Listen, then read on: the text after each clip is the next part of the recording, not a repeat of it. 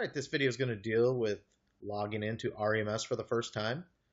We're also going to be covering setting up your password for the first time and adding users. If you're watching this video, probably means that you've gotten your trial subscription or you've got your actual subscription. In either case, just wanted to take the time to say thank you for giving us a chance to show you what REMS can do for you. So let's go ahead and get started. The first thing I want to talk about is after you've given TAW Concepts your company information, you will receive an email showing you to set up your password. So we're going to go ahead and go through that real quick. So first thing we want to do here is this is what it's going to look like when you get that email.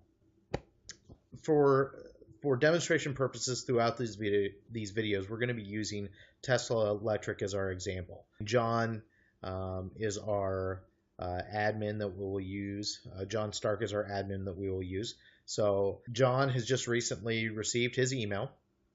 As you can see, gives him the link for how to get to the password screen. So keeping this in mind for all your other users, when you're setting up users, this is the screen that they will see. So they will get this email confirmation as well so that they can follow that link. So let's go ahead and do that. Let's hit the link. As you can see, it brings you up to the create new password link. Also on this page, you can see that this is your chance to read through the terms of use and the privacy policy. And then you just use the check mark after reading them before you hit submit. Let's go ahead and put our password in for the first time here. We're going to set his password.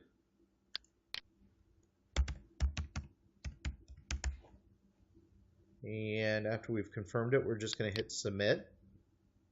Now it brings you back to the main REMS Gateway login screen. You can see here that it shows that the new password was created successfully. So we're going to go from there. All right, so now we're on the main screen here for REMS Gateway, and let's go over a couple things. First of all, on this main page, this is going to be the way that you log into REMS Gateway every time. You would just type this into your browser, the remsgateway.com. Also, you can access this from TAW Concepts website as well, so in case you were to forget this. And then once you do that, my recommendation is to go ahead and add it into your favorites. So that you have that at all times. The great thing about REMS is that it works on any browser. As long as you have an internet connection, you can access any of your estimates, any of your work at any time. So it's all cloud-based. So at any time you can access any of the things that you've been working on. So that's one of the great things about it. Let's talk about a couple other things on the main page here. First of all, we have our terms of use and privacy policy, so you can access that stuff later on and read through that at any time. Also, we have our contact support page down here. You can click on that. That'll give you information on how to get a hold of us. And also on this page, we have our ability that if we have forgot our password, we can simply click on that, which we'll do right now. And you can see that it brings up to type in your email address. Once you do that, it will send you that another link for your forgot password, where you would just basically do what you just did earlier, is put your new password in and confirm it, and then submit, and then it'll bring you back to REMS's login page, and then you can go from there. So let's go ahead and get ready to log in. Now, like I said, you can access REMS Gateway with any browser. I do want to make a recommendation real quick that the browsers that we prefer that you use is either Google Chrome or Firefox. Both of those work very well with REMS. Internet Explorer and a couple of the other ones work as well. These are the ones that we feel are the most responsive and work the best. So definitely would recommend Chrome. I use Chrome all the time and I have really good success with it. So that would be my recommendation. So let's go ahead and log in for the first time. So we're going to type in John's email here, which is the jstark@teslaelectric.com. And then we're going to put his password in. And then we're going to go ahead and click sign in. All right, so now we've signed in for the first time. When you sign in for the first time, you're not going to see a lot. No home builders or anything have been set up yet for you yet. So the screen's going to look a little blank. But once we start adding in some of the different details, this will fill in really quickly. So just want to go over a few other things on this main page. All you can see down at the bottom, we still have our ability to access our terms of use and privacy policy and contact us support if needed. You can also get to tawconcepts.com from here as well. Up here on the top bar, we can see some other information. First of all, we see Tesla Electric. That is that's going to hold our information for this company. You can see that John Stark is a person that is logged in right now, and John's profile have the ability to sign out. We also have some other options that we'll talk about along the way as far as admin dashboard, assemblies, inventory, and users, and then QuickBooks settings. In our other videos, you will see more information about all these tabs and what we do once we get into them. But the first couple things I want to go over is I want to click into Tesla Electric's company information. On here, once we've clicked on it, you can see the company information for Tesla Electric. We have its company name, its address. Currently no second address, but you can put that on there for your reports and things like that. Des Moines for our city. We've got our phone number. Our fax is, you have the ability to put a fax number in here. It would show on your reports, that type of thing if you wanted it. You don't have to. What state you're located and your zip code. You want to make sure that this information is accurate on all your reports as far as your invoices and estimates and any of the reports that you've got going out will hold your company information at the top header. So you want to make sure that you put that information in there correctly. If we have done something wrong when we've done the initial setup, or you're just changing it because you've moved or something, always make sure that you keep this information current for your reports when they're being sent out. So a couple other things in this thing I want to talk about. Down at the bottom, you can see how your subscription was set up. It tells you how many projects that you've chosen, and then it will tell you when your subscription started and when it ends.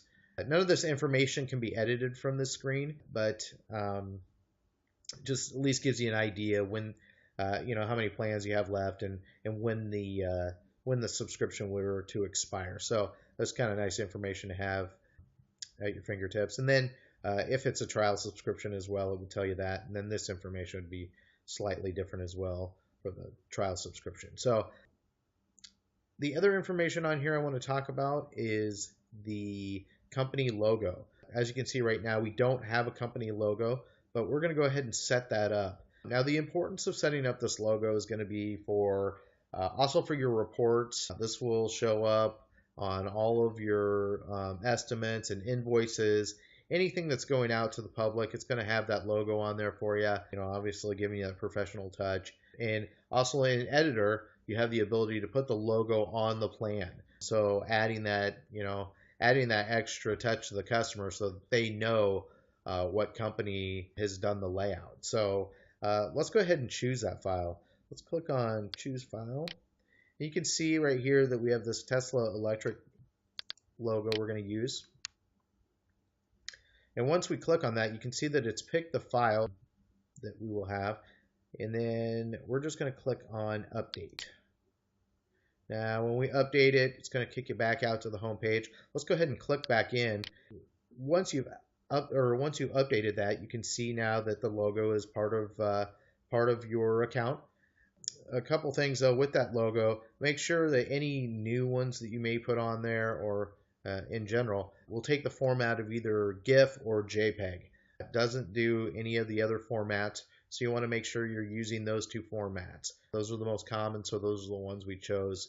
So make sure that you have your logo in those formats. And then remember, at any time you can change this logo. By just simply clicking back into it, you would be able to click into it and add it and change it back to something else. But just to kind of give you a heads up how that works exactly is how you would do that. So now that we've updated that, let's go back out to the main page. And the next thing I want to go over in this is John Stark's profile. So all of your users have the ability to put the information inside their profile. So once we've clicked on that, we can see that John's first name and his last name's in there, phone number, a secondary number if you wanted that for your own data. Address information, the city, zip, state. Now, keep in mind, this is only for your own bookkeeping information. It has no effect on the software or any different kinds of reports if you weren't to put any of the address information in for your users. It's just kind of a benefit for you, but just keep that in mind. But the next line up is important, the email address.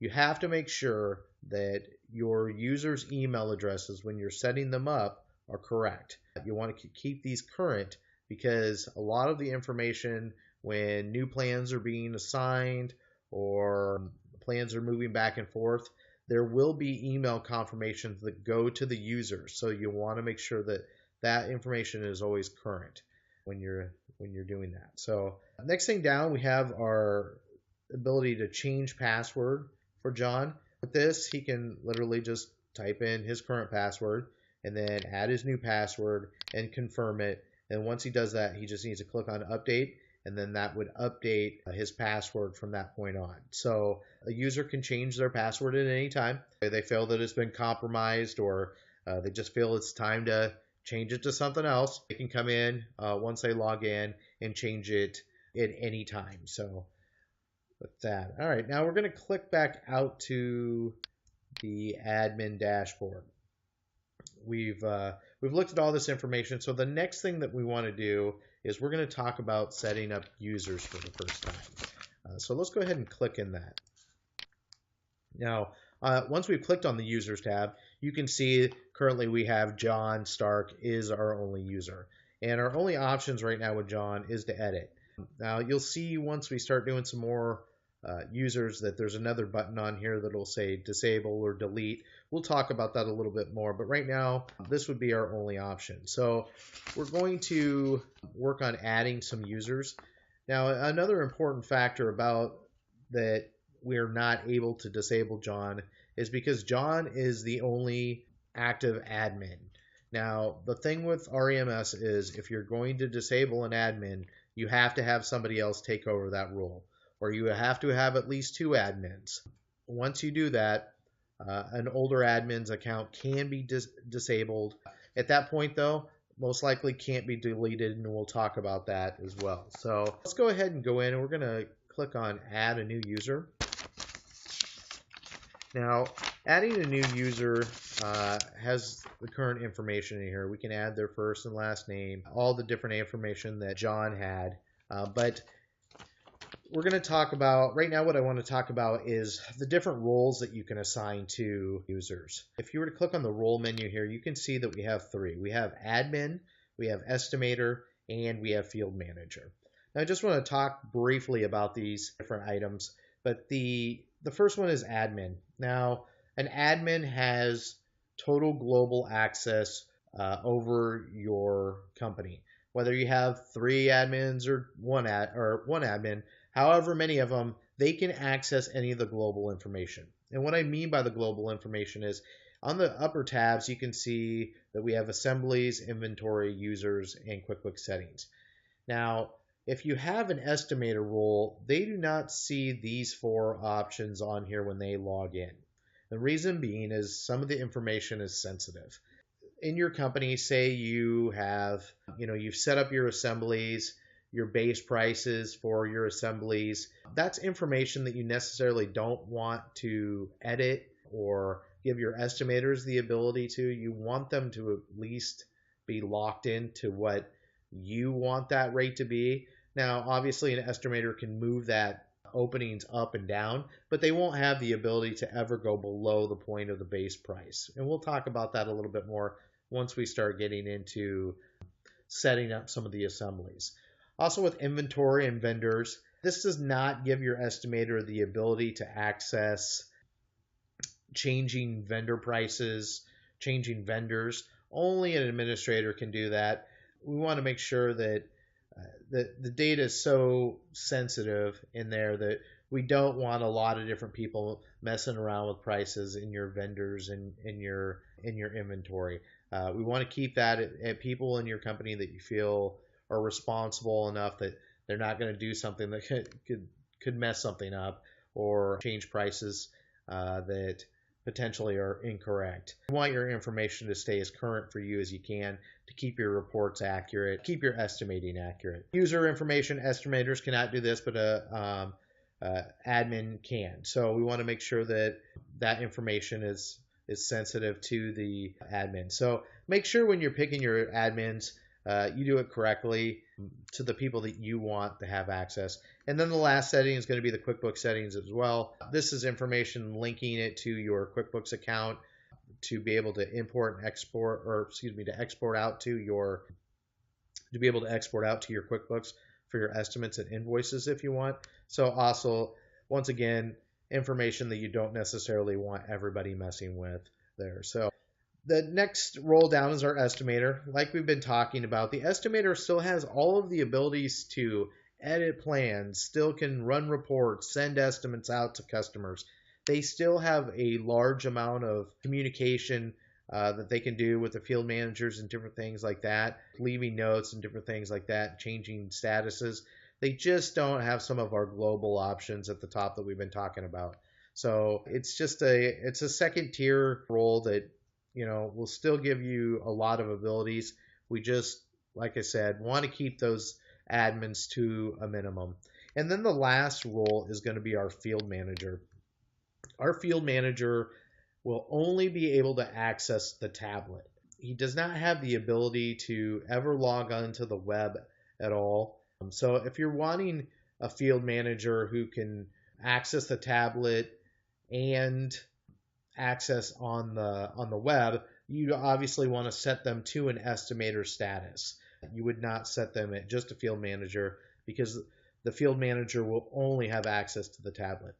Now, the administrator and estimator can both access the tablet too. So I want you to make sure that you understand that they have all access below that. So the tablet is the lowest and they can access it. So they can act as a field manager just as much as a field manager can. So, and we'll talk about that later when we're talking about, you know, assigning projects to the tablet. So let's go ahead and set up our first user, just so you can kind of get a feel for how this works. So the first thing I want to do is we're going to type in, we're going to set this user up as Frank Green. He's going to be your first user that you set up. And then we're going to add Frank's phone number in here.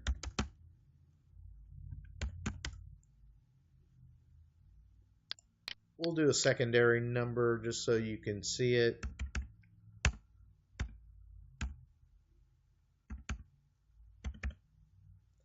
And we're going to leave his address information blank. It doesn't really apply to anything that we're going to want to keep on this.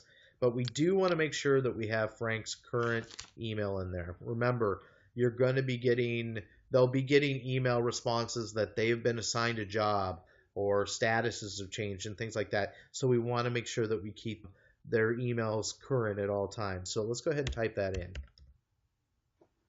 Yeah, Frank Green at TeslaElectric.com.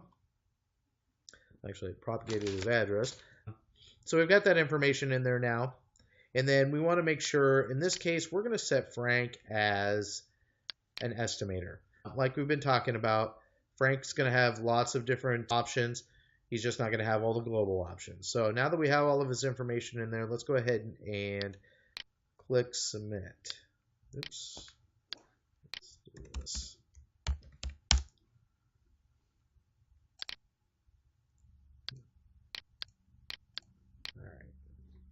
Oh, we're having a deal here. Let's do this.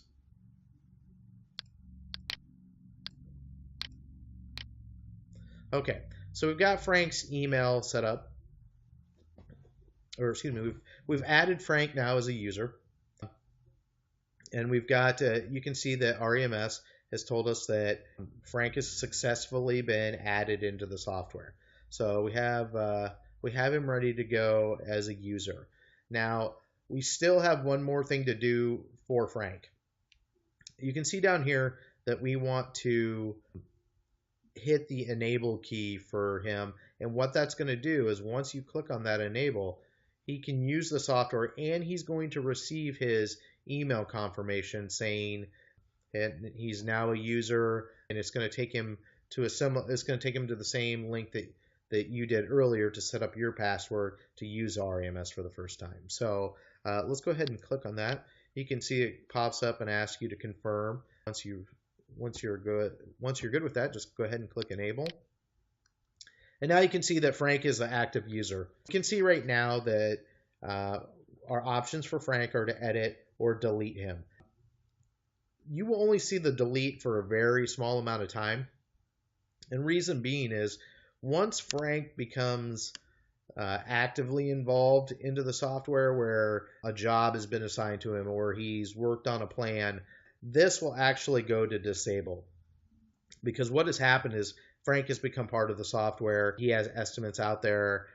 So we cannot delete him because he is assigned to jobs. So we can put him in a disabled so that those plans are still in there and can be reassigned to somebody, but we can't delete him because that would obviously mess up different estimates that are going on. So just keep that in mind. Let's go ahead and I want to add another user here. The next user we're going to add here is Jake. Is going to be Jake Smith. So we're going to go ahead and click add user. And we're going to put Jake's name in here. We'll put Jake's phone number in here.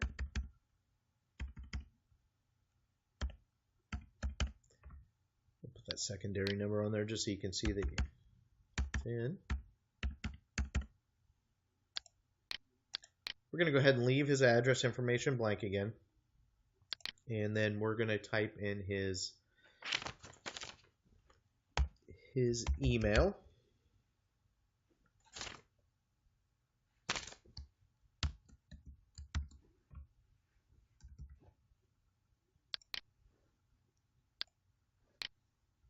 And we're going to go ahead and leave this information blank. And then we're going to go ahead and put his role in there. For Jake, we're going to put Jake as a field manager.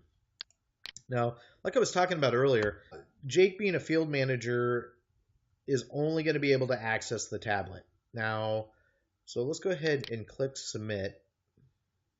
And now we have Jake added into the system. Now, when we enable Jake, he is going to receive an email similar to everybody else. He'll get the same email. He can log in from his email, go to the link, and put his password in. He just won't be able to log into the web version once he does. So he is only going to be able to access through tablet. So once he goes and once he has the download on his tablet for the app, he'll be able to log in on a login screen similar to the web and be able to work from tablet from that point. So we're going to go ahead and enable Jake. Let's go ahead and enable him.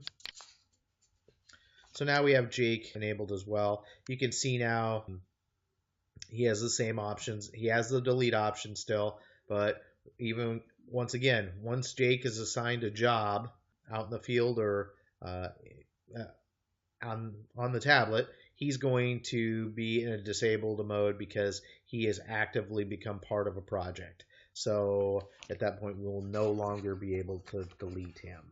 I want to add one more user just to show you that the ability to add more than one admin. So we're going to name this Shane. His last name. We're going to put his phone number in here.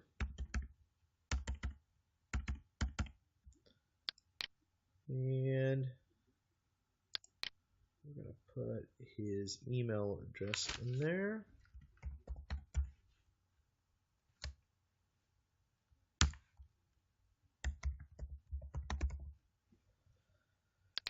And we're going to leave his address information blank.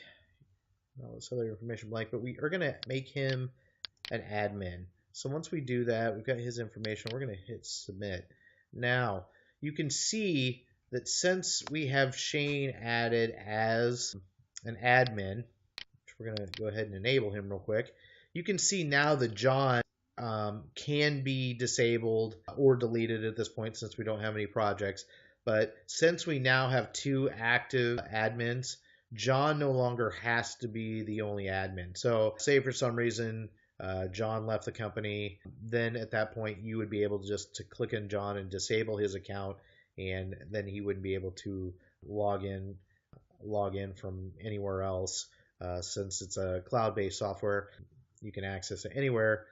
Then this way John would be disabled, no longer be able to affect it. So yeah, you can see now that we've added our users. We've got some different roles going on here. We're in good shape to go on to the next phase. So this concludes the first video of logging into the first time and adding users.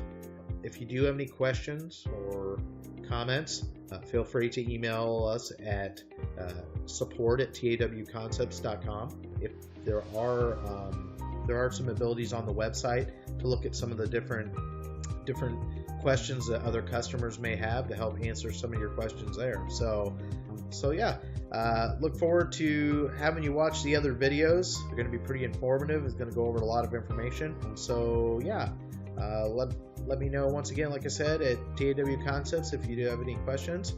And thanks again for watching.